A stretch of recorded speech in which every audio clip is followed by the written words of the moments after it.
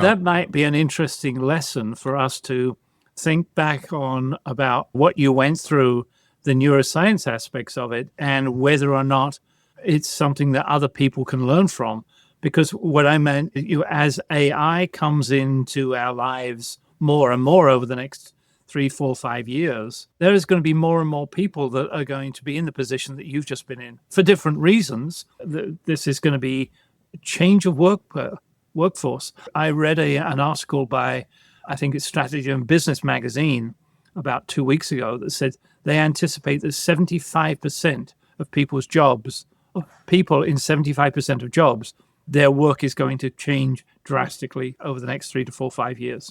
So yes. I think we've got a big change management, transformation management tsunami coming ahead of us. Totally.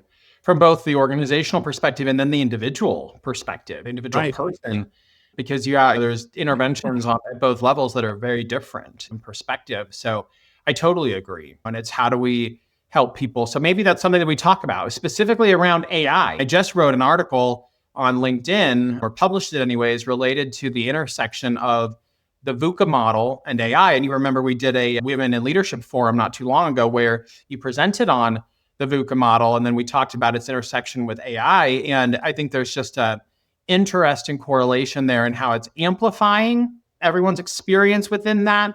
And VUCA stands for volatility, uncertainty, complexity, and ambiguity, or change sometimes is the other C that people put in there.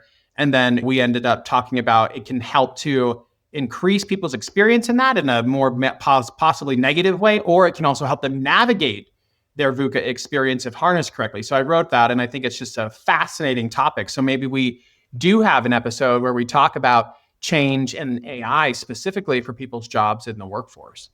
And I'm thinking of a little module to help in people's transformation or transition process, whereby you actually have them write a sort of Forbes article on what they did leading up to their exit.